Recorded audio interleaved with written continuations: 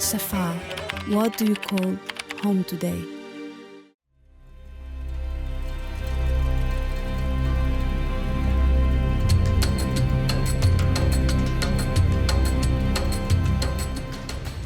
Show our full respect, Mr. President's visit to Ankara. Uzbeks are the most similar, I would say, pretty much the same.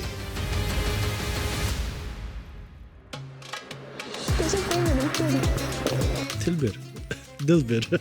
I like to know. Beshkazan is my favorite places here in Tashkent, Israel-Palestinian conflict. When you master that conflict, you can understand the other conflicts in the world, I think, much better. Ramadan Muborak. Ramadan Muborak.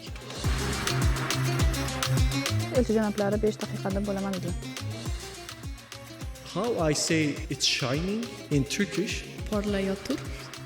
Selamünaleyküm. Let's sit.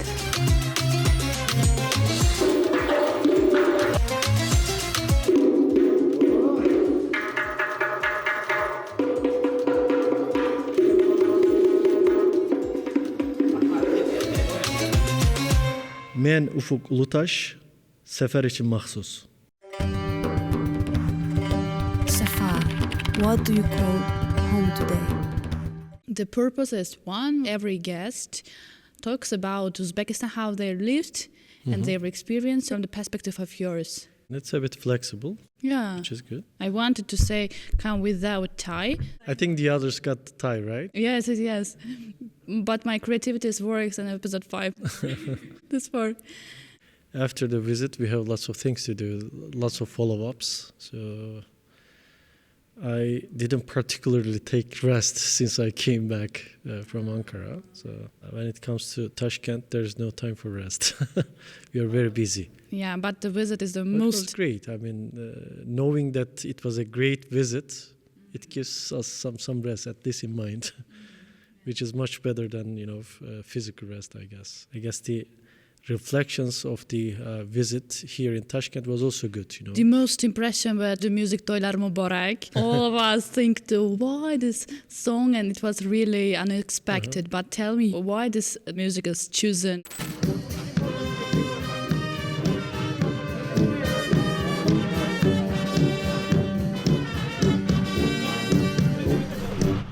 Merhaba aşkım. We actually asked people around about which songs that president likes himself.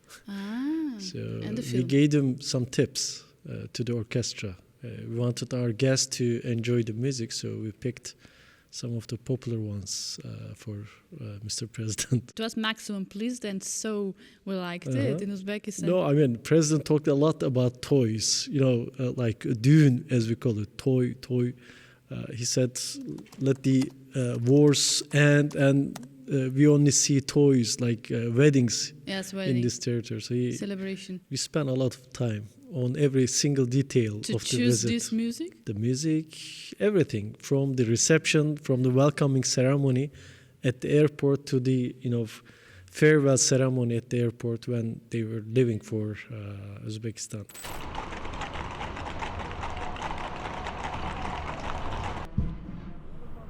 Show our full respect, Mr. President's visit to Ankara. In February will be full year to your position to Uzbekistan. March 1, I March 1, started not on February? no.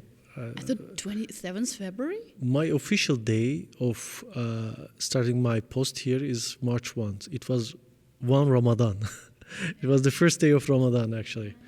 I came here on the 26th of February. And I met foreign minister the day after. So 27th was the day that I met with the foreign minister to submit my copy of my credentials, copy of it. 5 or 6 days after, I presented my full credentials to the president. So it took me almost a week So to fast? submit my. Yes. It was very fast, very fast. Yeah. Yes. There were people who waited for like 7-8 months. It's your second position as an ambassador. And every country we visit, even the regions, if I was The Samarkand or Fergana teach me something. And what teach the Vatican? They have the best timing. They know how to start a ceremony, how to end, when to start, when to end.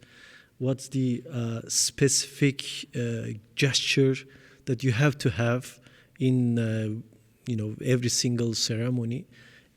I think the book of protocol in Europe, in the Western world, is written in the Vatican.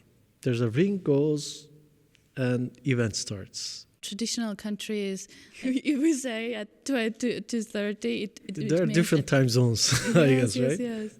At least some parts of the Eastern world, the protocol is dominated by the Ottoman Empire. But in general, culturally speaking. Yeah, I mean, official, everything is normal. If you call to the wedding at 6, person will come at 7 before. Prepare accordingly. Yeah. Prepare accordingly. Yeah, I mean, that's the culture. The only difference is the difference between the actual time that you wrote on an invitation and the real time that people started to come. In some cultures, it's 1 hour difference. In some cultures, it's half an hour difference. Half an hour. Half an hour, not bad. I think that's a stereotype, which is not true. I participated hundreds of different, conferences, meetings in the Western world, in Europe, in the United States. I've seen people coming very late. It depends on the country. Using a kind of a blanket term that the Western civilization is more punctual than the Eastern, I don't think it's true. Some 4 or 5 same questions to everyone. Okay. And you might guess the first is about stereotypes. Do you have the stereotypes about Uzbekistan? Of course, there are stereotypes. Some of them are wrong, some of them are right. Tell me what was wrong. Let me start with the right one. That's plov. That Uzbeks eat plov every day. I think it's Every a fact. Almost every day. I think plov every day is just too much. But it's delicious. I like plov. Beshkazan is one of my favorite places here in Tashkent, where I can get really authentic Uzbek vibes. Mm-hmm. With the kazans, pilau, and people from every walk of life just kazans. Pouring. They use olive oil, just olive oil, which is, I think, the healthier version of. One, again, which turned out to be right, is the Uzbeks and their inclination towards martial arts, boxing, judo or wrestling, this kind of sports, Uzbekistan is quite good at. Weightlifting, this kind of sports, I think it's quite popular here in Uzbekistan. Chess, yeah, you have. Yes, we have Sattarov. Yeah. We have a younger one who is coming. He's 16 years of age at this moment. I think he's going to get to the top very fast. But we are proud that we have 2 Uzbeks in the top 10. Which is good. There's a Turkish domination, actually, in the chess tournaments. By Turkish, I mean Turkic domination. I mean Turkic. Uzbeks, Turks. Everyone is saying we are similar. We are not similar. We are same. Similarity is something else. We are the same, especially when it comes to the Uzbeks. The only difference is, the political and cultural development in 2 countries differed, along the time. We met with different civilizations. We got some words from different cultures, some different experiences, different realities on the different geography, for example. Geography changes people. This is going to be another stereotype. The horse meat, for example. There's a famous saying that those who ate their horses, they stayed here in the Central Asia, and who got on their horses, they went to Anatolia. We never eat horse meat in Turkey. Here you eat a little bit of it, not as much as the Kazakhs, I guess, or the Kyrgyz. No. Just one piece, kadı on pilau. But when it comes to the Turkestan or Central Asia, however you want to call it, Uzbeks are the most similar, I would say, pretty much the same. The language would be maybe say 80% the same as Uzbek. As the time Nowadays, goes, yeah. I mean, there are words that Uzbeks still use. I mean, young people in Turkey doesn't know those words, but the older generation, they know it. If you go to a village in Turkey and, say that word, they will understand you because it's in their, memory, and it's still in use in the countryside. But when the education level is, higher, when you learn more words from vocabulary from, Western languages, you add that to your vocabulary and you stop using, words like eşik, for example. Eşik, we use eşik. You go and say eşik to a villager in Turkey, he will understand you. I think the most amazing one, and I give this example to everyone who comes from Turkey or the Uzbeks living here. Go to a mosque to pray in, let's say, Bukhara, in Samarkand or Khiva. You will have the exact same prayer as you would have in Istanbul or in Ankara. This is not, surprising because of the fact that every single religious reference that we have in Anatolia, in Turkey, is coming from Uzbekistan, nowadays Uzbekistan. I mean, we know your cities by heart. I mean, Bukhara, ask an average uneducated, Turkish citizen about Bukhara. He may think that, Bukhara is a city in Turkey. He is so much connected to the city that, he may think that Bukhara is a Turkish city, or Samarkand is a Turkish city. We have TV channel called Samarkand. It's not Bursa, it's Bukhara. Bukhara, Samarkand, these are Tashkent, there's a city in Turkey called Tashkent. Almost all of the streets are named after a city or a place or a person from Uzbekistan. I said to my wife, actually, got off the airport, and it took us almost 45 minutes to get to the ministry, actually. Along the way, I asked her, can you tell me that you are not in Tashkent by looking to the right and to the left? She said, no, it's almost the same. Even the weather is same. Very similar. I check the weather both here in Tashkent and in Ankara every day almost to compare. It's one degree difference, from time to time. As you remember, Mr. President said that the people from that place, Iskenderun, will come to the Uzbekistan and they will travel. And what places would you recommend to them to come to it? Mr. President said they will arrive. I already said what to go. Arrive in Samarkand, Andijan, and then Samarkand, and from there to Khiva. But I think there will also be a stopover in Bukhara. So they will cover almost every important city in Uzbekistan. By the way, the Uzbek Mahallesi, where the units are established in Iskenderun, in Arsu district, is the area that we used to swim when I was a kid. So there's this connection with that piece of land. I'm sure they will find, myriad places when they go to Samarkand. It's not as spiritual as Bukhara.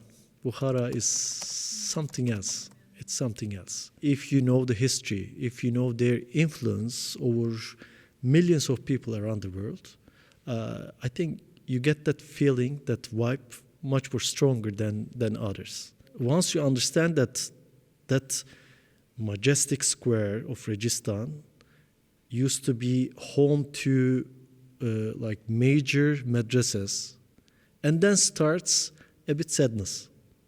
It used to be the center of science at one point. We have to do it again. We have to work on this. I remember, when I was a kid, people used to tell me, once we were the leaders of science in the world. Some people may think that, this is a bit exaggeration. But believe me, it is not. It is not. We used to be the center of, why I say we. I don't differentiate between, Uzbeks and Turks, or there's a common civilization, which we are all part of. Therefore, we have a huge program, Renaissance sort. I think it should be taught as a lesson in the Islamic world, in the Turkic world in general. Our contributions to science, to thinking, to medicine.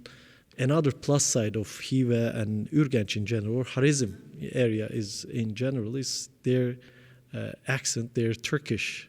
When they speak Uzbek, you understand each other without problem. This for I didn't understand when people talks in Khorezm. We have that luxury to understand each other much better, much better. Again, when you start speaking Uzbek, I understand you. If I start my conversation with this mindset, I start understanding you, because the language is at least 65% the same. At least 65% the same. It differs from one region to other region in Uzbekistan. I think the main difference between Turkish and Uzbek language is the verb conjugations. That's the main difference. End of the verb? Yeah, end of the verb. How I say it's shining in Turkish, parlayatur in Uzbek, parlıyor in Turkish. The verb conjugations are different, but the verb is the same. We say parlamakta, by the way. Parlamakta, parlıyor. Woman said, hoş geldiniz hürmetli musafirler. She called me musafir. I'm not musafir. It means a guest. Mihman, there are certain words that are common, but with different meaning. İltimas. İltimas is favoring someone in Turkish, but the way that you use it a bit different than how we use it. We use the word in our Turkish. Tilbir. Dilbir. If you say Suzmak in Turkey, in certain regions, they will understand you. They will understand and we that have you will also be swimming. Suzma also. Suzmak, and we have a noun Suzma. Suzmak, it's verb. Uzbek language is a very logical language. It's very logical. I guess the Russian influence is one factor that separates us as languages. And as the Russian influence wanes, I think the similarity rises. While I was doing my studies in Jewish history and Israel, I went there to study Hebrew, the language, and also Israeli politics, Middle Eastern politics in general. So one of my main areas of interest is... What part of knowledge which you take from that period you are using actively? Well, these days, not the language, definitely. Definitely. Language is a very rarely spoken language. Especially in Uzbekistan. Yeah. Jerusalem is one of the centers of the world because there's a long-standing conflict over there, and you have occupation. When it comes to Gaza, a genocide.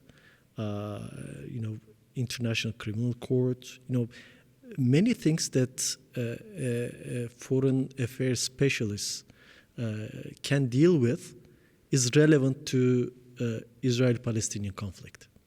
So when you master that conflict, you can understand the other conflicts in the world, I think, much better.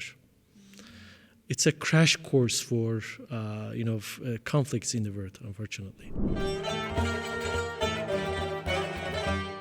It's a conflict that gives the idea that some of the other conflicts are much easier to solve because with that negotiations. Conflict there are negotiations. In some of the conflicts, there is a balance. There's a balance, but when it comes to there's an imbalance. There's a state bombing, killing people. Worst places to watch, but best places to learn. Yeah, I guess it is. It's painful to learn. Painful to learn. Let's say I've been really enjoying the fact that Uzbekistan is rising as a diplomatic hub in the region. I think another good, let's say, region to master if, for example, someone is writing a PhD. Central Asia, Uzbekistan, Uzbek foreign policy as a mediator. I think it's a good topic for PhD thesis. Last 10 years in this region, really everything has changed dramatically because elementary the Markaziy Osiyo davlat rahbarlari maslahatlashuv uchrashuvi. Border problems, water problems changed. Border problems with Afghanistan, and you create Termez, and it's booming as a trade center. You solve problems with like with the Kyrgyz border, Kyrgyz-Tajik border. Again, a trade route is established there, and it's going to be another booming trade center or route in this part of the world. Smart countries solve their problems. You feel energetic when you are the reason of the solve like a problem. Türk Devletleri Teşkilatı, for example, Organization of Turkic States, it's like a family. It's a reunion of family members. Right. You talk about the history, and I have blitz questions in this topic. Okay. I will give two variants. You will choose one. For example, red or yellow. You said yellow. Okay. Green or yellow. You said yellow. I said blue or yellow. You say yellow. Okay. But you will not say the colors, right? No. Something else. Okay, good. Ulugh or Jalaluddin Khorezm Shah? I'll go with Ulugh. Okay. Ulugh or Mahmud Ghazi? I'll go with Ulugh. Ulugh or Ertugrul?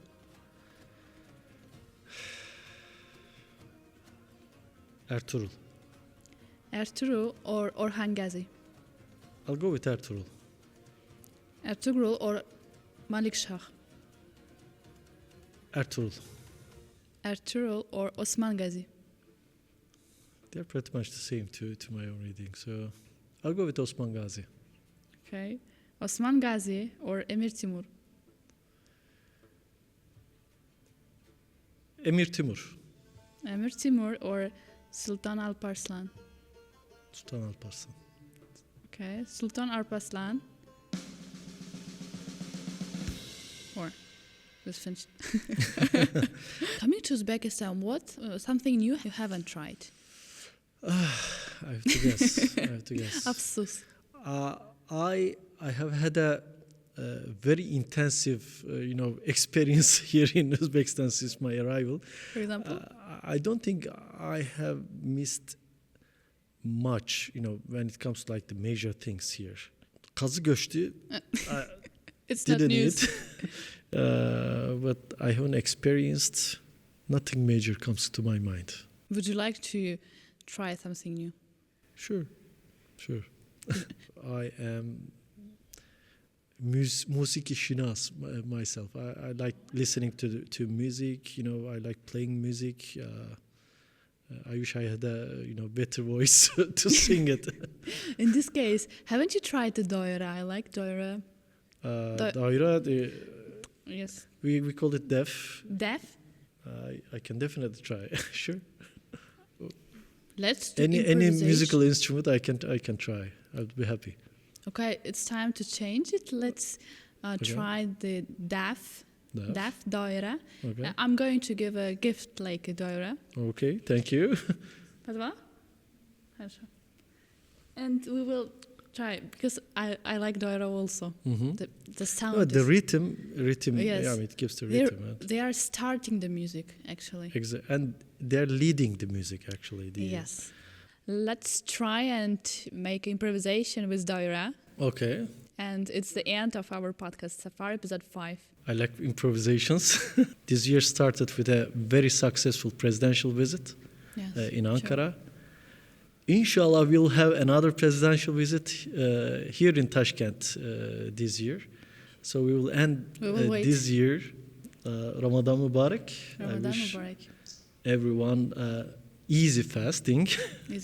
Easy fasting. The days are not that long here in Tashkent, so I think it would be relatively easier to fast here in Tashkent. But it's good to be breaking the fast with people here in Tashkent and in some other parts of Uzbekistan.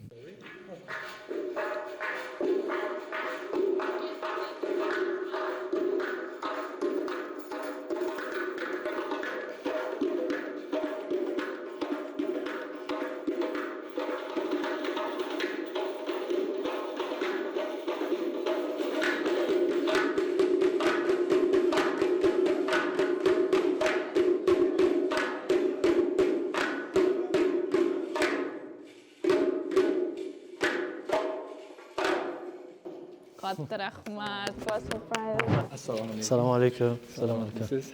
Alhamdulillah. Said Akmal, ismim Xursandman. Xursandman. Sağ olun. Bu biz bu cholg'u bu o'zbekning cholg'usi. Oti buni doira. Doira. Doira. Siz buni ko'rgansiz. Nega? Ko'rganmiz. Ko'rdim. Ko'rgansiz. Ko'rdim. Bitta udan Var. qonun bir qo'liti, qonun, US qonuni. Qonimizda ham var, richek.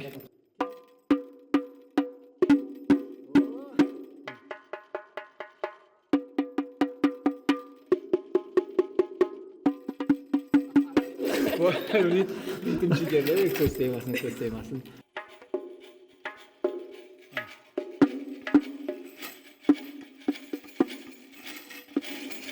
Oson değil mi?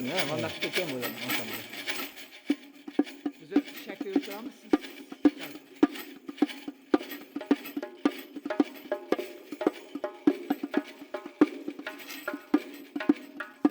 Sizlarning ritmlaringiz darbukada zo'r eshitiladi. Bu doirada ham boshqacha bo'ladi. Şu biraz qiyin. Shu biroz qiyin. Unda bunday qilamiz. Tamam. Bu bizni arkadaşlardan, jamoadan bu sizga hadiya olur. Qabul etgansiz. Çok. Sog'inganda O'zbekistonni eslab buni chalib turasiz. Rahmat.